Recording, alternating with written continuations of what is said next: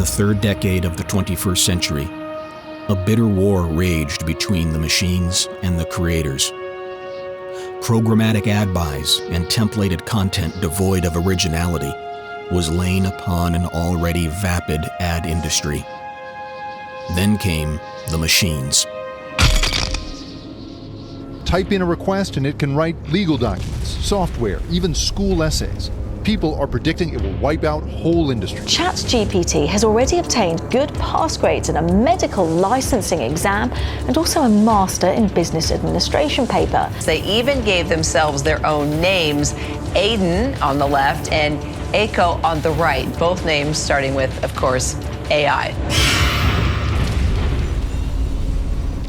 But no matter how hard the machines tried to replicate the brain, they couldn't replicate the mind, soul, spirit.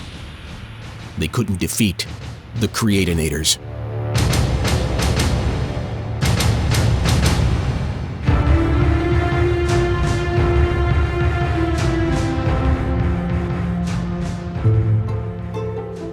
When shown 6 different commercials for 6 different restaurants, one struggles to identify the brand. We see food flipping, flying, and falling in slow motion. The most advanced brands in technology struggle for uniqueness in showing us their smartphones as we soar across the surfaces as if we're in a mini spaceship. Any of these ads, when isolated, look fantastic, but consumers never see them isolated. Ads are launched at us like a salvo of mortar shells. The uninterested brain can't tell one from the other. Once you see the pattern, your job is to break the pattern. We don't do this because we're artists or to prove the Philistines wrong or to polish some haughty award. We do this because it works. And by works, I mean it does 3 things. Gets attention, creates a memory, and gets results. Attention, memory, effectiveness. That's what we're called to do. The prescription in part comes from the research of Orlando Wood of System 1 Group and author of Lemon, How the Advertising Brain Turns Sour, and Look Out, the Advertising Guide for a World That's Turning Inwards. He shows patterns in art and society, moving from eras when art showed vitality and captured a moment in time to eras when art became lifeless and stayed. Art tracks with society, moving from villages of interdependence to walled cities of independence. As pendulum shows a swing from me to we and back again, so does art. We move from asymmetrical art with depth and complexity to art that is balanced, flat, sanitized. Orlando contends that we are in another era where art is showing itself to be lacking in dimension. When art includes faces, they stare, expressionless. And he argues that the trends in the art world have found their way into the advertising world.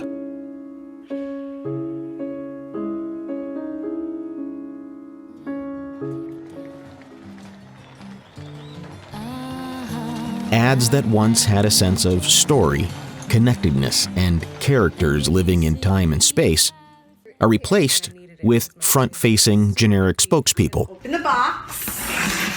That's the exciting part. Faces stare at us, emotionless. More and more commercials have no people at all, merely words. Products are presented unnaturally close and in parts, the kinds of things the left brain eats up. System 1 scanned 620 commercials airing in one program going back to 1989, and they show somewhere around 2007, right-brained emotional storytelling elements began to go away, replaced with rational left-brain features. Wood's work, based on that of Dr. Ian McGilchrist, psychologist, neuroscientist, and expert on brain lateralization, shows the right and left hemispheres of our brains aren't different, but see things differently. The left sees things narrowly and literally. The left prefers things to be in categories and only understands basic rhythms in music. It likes things in parts and only views things as true or false. The right sees things broadly and with nuance. It gets metaphor and humor. It sees the whole and can grasp the entire symphony. Don't assume any of this means one is right and the other is wrong, or one is good and the other is bad. If we're building a brand, our job is to get attention and create a memory. We know from the work of Peter Field and Les Binet that campaigns with an emotional approach were far more likely to create long-term profitable growth than campaigns which used a more rational, message-driven strategy. The correlation isn't just theoretical. It's substantiated time and time again. Creative, emotional, funny, unexpected ads solve two of our major goals: attention and memory. Over time, with increased attention and salience, profit and large business effects appear. Orlando Wood, in conjunction with System 1 Group, categorized the creative elements used in advertising into two categories. The left side of the brain likes things in monologue, music that is rhythmic, big words obtruding, abstracted body parts, flatness, product centricity.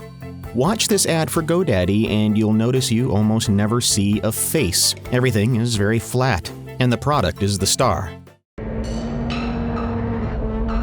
Look, everybody wanna go and talk that. At the same time, gotta walk that. Better yet, run, go, hit a lick, divvy up with my homies, and we do it all again. They just wanna find a way out, find a way to put a little food up in their mouth. I could get a verse and then go about my business. You ain't even see it coming, can I get a witness?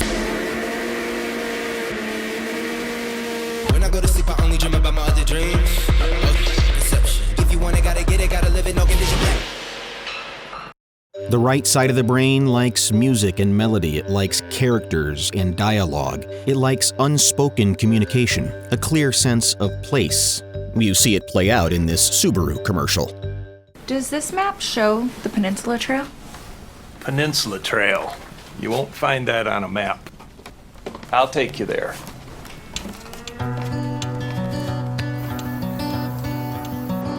You hungry? Me too. Take this left. Now don't eat just yet.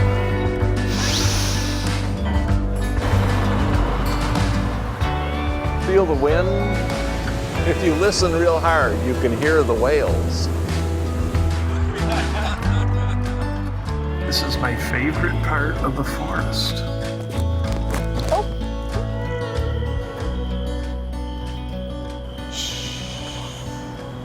Just listen.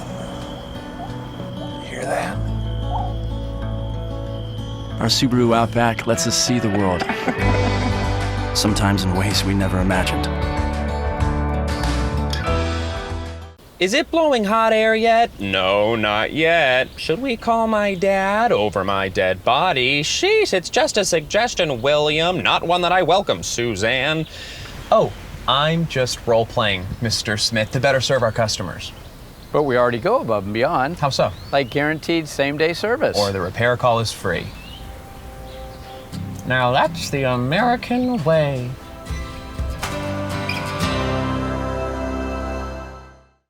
When plotted on a quadratic graph ranging from less emotion to greater emotion, and from less attention to greater attention, we see a split. Right brain features associate themselves with greater emotion, and thus greater attention. Left brain features fall into the bottom left. Less emotion, less attention. These are tools to gain attention and create a memory so your brand is the one thought about when it's time to buy something in that category. Do I think of you and can I find you when I need you? But remember, don't think of these things as good or bad. Creating a memory requires emotion. Getting the sale requires logic. Turn the marketing funnel on its side, and we go from awareness in the right brain to the purchase in our logical left brain. At Wizard of Ads, we have partners who are great at creating attention, and we have others who are brilliant at creating immediate response. Awareness is hard. Most people don't know about most businesses. Most people are in unawareness, a big, empty black hole. According to this model with research from Peter Dyson, the biggest thing that impacts the growth of a company is its own size. Bigger brands with more market share have an unfair advantage over smaller brands. But it's also widely accepted that the second multiplier that can add to growth is the creative. Good creative makes a budget go further. Lady, what you got there is what we call a clung-gaggle. You said clung-gaggle? Yeah, it requires a special helicopter from Luxembourg and then a custom attachment known as a slip johnny. You don't need to write all this down. It seems like a simple clog to sink. Simple? I just told you it requires a helicopter. Anyway, once we take off the back wall of the house, we should be able to send in a team of cave divers. And Hello? Is this Apex Plumbing? Hi. I have a clog. Then we use the ground-penetrating radar. Now, the laser should be... Oh, that's just some person. I don't know if I'd call it a second opinion. This first opinion is a little... Apply the small explosive. Suspect. You'll send an Apex professional plumber out right away? Should only take a short time? You'll back it with an Apex 5-star guarantee? Could you hold on for a second? And you should be done in 4 to 9 weeks. You can leave. But... Leave. That cling guy... Go. Hi, it's Alex, the friendly Apex Bear from Apex Plumbing. Your problem goes with the plumbing pros who knows. ApexPros.com. Whether you're focusing on the short term or the long term, there's something that's really crucial in all cases.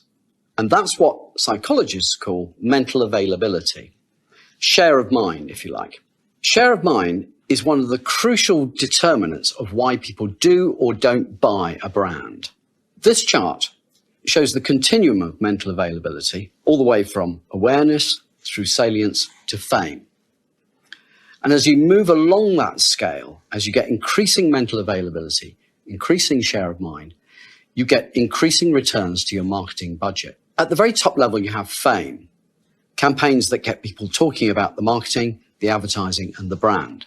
If you can get people talking in that way, you effectively turn the public into part of your sales force. Campaigns that generate fame can, under some circumstances, quadruple the efficiency of their marketing budget. So if you want really disproportionately large marketing effects, if you want big sales and big profits, aim for fame. We're obligated to do good creative, not because it's something that's nice to have, it's something you must have. Find the pattern, then break the pattern. And the machine will never see it coming.